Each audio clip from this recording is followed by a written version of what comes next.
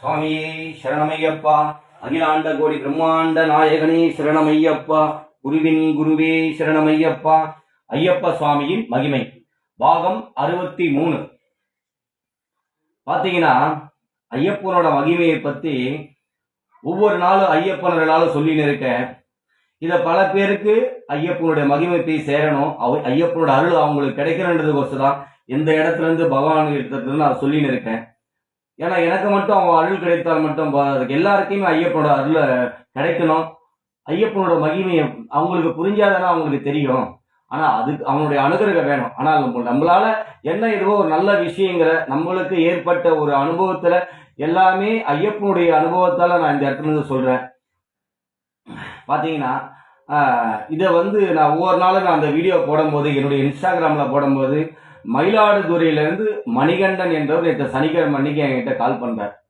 நேற்று சனிக்கிழமை அவர் கால் பண்ணி பேசுறாரு. ஆனா என் நம்பர் கிடைக்காம எப்படி ஒரு 50 வாட்டி 60 வாட்டி இன்ஸ்டாகிராம் பார்த்து அதுல இருந்து எப்படியோ இது பண்ணி நம்பரை எடுத்துட்டார். ஆனால் ரொம்ப நாளா நம்பர் எடுக்கணும் ட்ரை பண்ண நம்பர் எடுக்கவே முடியலையா அவரால். ரொம்ப பண்ணிக்கோ நான் நம்பர் அதில் போடாதால ஏதோ எப்படியோ தேடி எடுத்து என்னை அவர் கஷ்டப்பட்டு என்னை கான்டாக்ட் பண்ணிட்டாரு. பாருங்க, அவர் எவ்வளவு நாள் ட்ரை பண்ணி ஐயப்பனுடைய நாள் அன்னைக்கு சனிக்கிழமை அன்னைக்கு பகவான் ஐயப்பன் பேச வைக்கிறார். அவரு பேரும் மணிகண்டன் தான். அப்ப அந்த மணிகண்டனே பேசுறாரு என்கிட்ட. அப்ப ஐயப்பனோட மகிமையை பத்தி கேட்கிறார். சாமி, உங்க வீடியோவை நான் எல்லாத்தையும் நான் பார்த்துனுக்கிறேன். ஐயப்பனோட மகிமை ஒவ்வொரு நாள் சொல்லி நிற்கிறீங்க. அதை நான் கேட்பேன், ரொம்ப கேட்டு ரொம்ப சந்தோஷப்பட்டிருக்கேன். பகவானோட இது அப்படியே உள்ளம் தெளிந்து பேசுறீங்கன்னு அப்படின்னு ரொம்ப சொன்னாரு.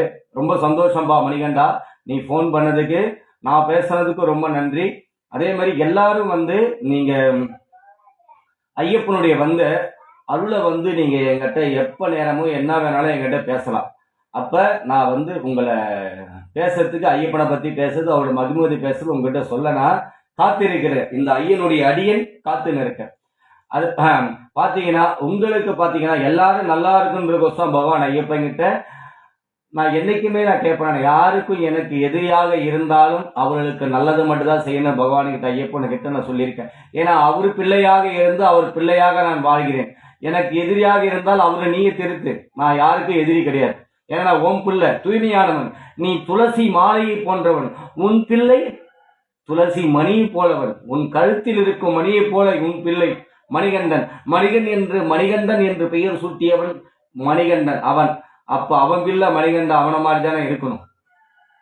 அப்ப இது ஏன் சொல்ல வரேன்னா,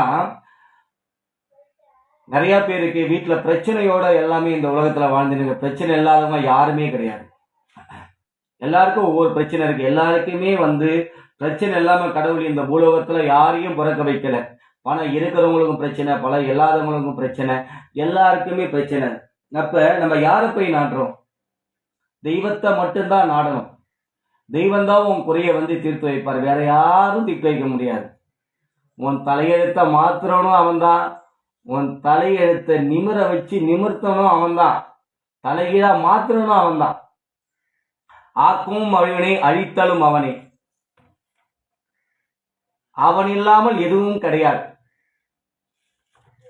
கடவுள் இல்லாம அந்த சராசரங்களும் கிடையாது.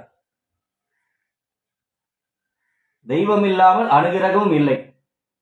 அப்ப இதை ஏன் நான் சொல்ல வரேன்னா, உங்க வீட்டுல குலதெய்வ பூஜை பார்த்தீங்கன்னா முருகர் இருப்பாரு, விநாயகர் இருப்பாரு, அம்பாள் இருப்பாங்க, சிவபெருமான் இருப்பாரு, பெருமாள் இருப்பார், நாராயணன், எல்லா தெய்வங்களும் முனீஸ்வரர் இருப்பார், பால் முனீஸ்வரர், சாட்ட முனீஸ்வரர், ஜடா முனீஸ்வரர், எல்லாம் ஒவ்வொரு தெய்வம் ஒரு குலதெய்வம் இருப்பாங்க. அந்த குலதெய்வத்தை நான் குலதெய்வம் கோயிலுக்கு போற எல்லாமே பண்ற, எனக்கு கஷ்டம் இருக்கு, நீ குலதெய்வ கோயிலுக்கு போ, எல்லாத்துக்கும் போ, வேணான்னு சொல்லல. குலதெய்வத்தை வீட்டுல வர வைங்க. வீட்டுல வைக்கணும் குலதெய்வ பூஜையே போட நான் ரெடியா இருக்கேன். யார் வீட்டுல என்ன குலதெய்வ பூஜை என்ன சாமின்னு சொல்லுங்க. குலதெய்வத்தை உங்க வீட்டுல வரவழைச்சு உங்க கஷ்டங்களை போக்குவான் பகவான் ஐயப்பன். நான் இல்ல, நான் ஜீரோ. இந்த ஜீரோவை அந்த குலதெய்வ உட்கார பண்ண வைக்கிறது அவன் தான், ஐயப்பன் தான். உங்களுக்கு அந்த பிரச்சனைகளை சால்வ் பண்ணி விடுவான் கடவுள். கடவுள் உங்களுடைய பிரச்சனைகளை சால்வ் பண்ணி விடுவார் பகவான் ஐயப்பன். ஏன்னா அவர் மூலியமா தான் எல்லா அனுகிரகமும் எனக்கு கிடைச்சிருக்கு. நான் ஐயப்பகிட்ட கோடி கோடியா எனக்கு பணத்தை கொடு, லட்ச லட்சம் பணம் கொடு, ஆயிரம் ஆயிரம் பணத்தை கொடு ஐயப்பன்ட்ட கேட்கல, பகவான் ஐயப்பன் கிட்ட. ஆனா எனக்கு பேரும் புகழும் பகவான் ஐயப்பன் கொடுத்துருக்கான். அதுதான் சம்பாதிக்க முடியாதுங்க. பணத்தை வச்சுட்டு பேரு புகழ் சம்பாதிக்க முடியாது. இன்னைக்கு பணத்தால் எல்லாம் பண்ணிடலாம், எல்லாத்தையும் வாங்கிடலாம். பணத்தால ஒண்ணுமே பண்ண முடியாது. கோடி லட்சத்துல ஆயிரத்துல ஒரு இறைவனை எவனை சம்பாதித்திருக்கானோ அவனே கோடீஸ்வரன். கோடியை சம்பாதிச்சு வச்சிருங்க. இந்த கோடியை யாராலையும் வாங்க முடியாது. இந்த கோடியை வாங்கணும்னா ஐயப்ப மனசு வைக்கணும்.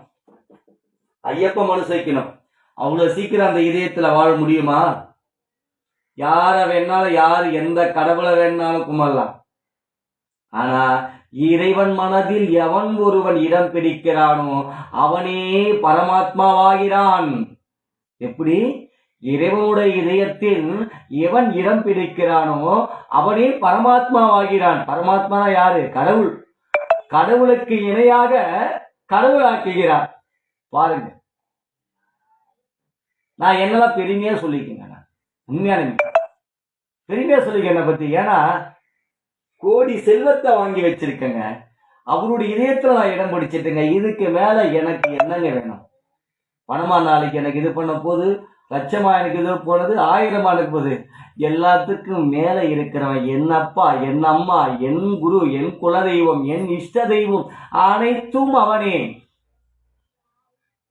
எல்லாரும் நல்லா இருக்கணும் எப்பயுமே நான் ஐயப்பன் கிட்ட வேண்ட ஒரே விஷயம் இதுதான்.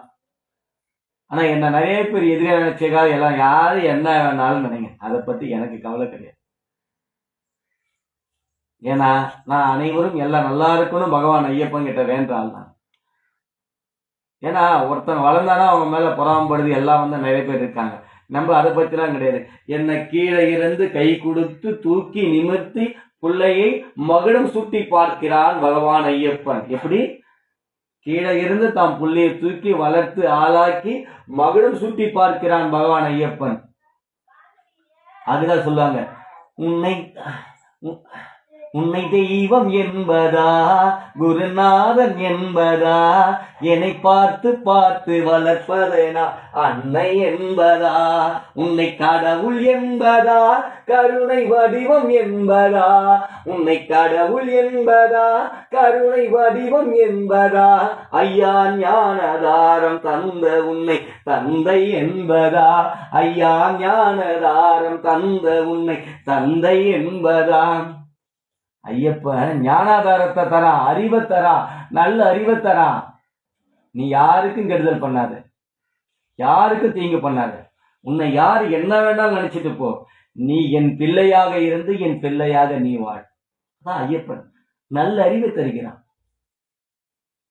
உன்னை கெட்டது நினைக்கணும், உனக்கு எது வேணாலும் அவனை நான் பார்த்துக்கிறேன். அவன் யாருடைய பக்தனாக இருக்கட்டும். எப்படி? அவன் யாருடைய பக்தனாக கூட இருக்கட்டும். உனக்கு கெட்டது நினைக்கிறேன், என் பிள்ளை கெட்டது நினைக்க கேடு நினைக்கிறேன், அவனை நான் பார்த்துக்கிறேன் பகவான் ஐயப்பன். அவரு நம்மளுக்கு அறிவுரை சொல்றார், திருத்துறார், பொறுமையை நிலைநாட்டுகிறார் பகவான் ஐயப்பன். அதே மாதிரி இந்த இடத்துல இருந்து சொல்றேங்க ஒரு விஷயத்த, உண்மையான விஷயம். நான் எந்த வீட்டுக்கு போனோம், எந்த வீட்டுக்கு வரணும், என் ஐயப்பன் தீர்மானிக்கிறான். என் ஐயப்பன் தீர்மானிக்காம யார் வீட்டுக்கும் நான் போக முடியாது, போக முடியாதுங்க. தாம் பிள்ளைய சர்வசக்தி ஆக்கி வச்சிருக்கான் பகவான் ஐயப்பன். அந்த சக்தியை யார் வீட்டுக்கு போனா யார் வீட்டுக்கு வரணும் ஐயப்பன் தீர்மானிக்கிறான். இது நான் தீர்மானிக்கிறேன். நான் நினைச்சா எல்லார் வீட்டுக்கும் போக முடியாது, வர முடியாது. அப்ப தாம் பகவான் ஐயப்பன் தன் பிள்ளையை எப்படி பார்த்து பார்த்து வளர்க்கிறார் பாருங்க. அன்னையாக இருந்து தன் பிள்ளையை பார்த்து பார்த்து வளர்க்கிறார். அவனை என்னங்க சொல்ற பகவான் ஐயப்பனை? சுவாமியே சரணமையப்பா, சுவாமியே சரணமையப்பா. ஓம் ஸ்ரீ பூதநாத சதானந்தா சர்வபூத தயாபரா ரக்ஷ ரக்ஷ மகாபாவ மகா சாஸ்திரே துமியம் நமோ நமக. சுவாமியே சரணமையப்பா. அகிலாண்ட கோடி பிரம்மாண்ட நாயகனே சரணமையப்பா. குருவே சரணம், குருவே சரணம், என் ஐயப்பனே சரணமையப்பா.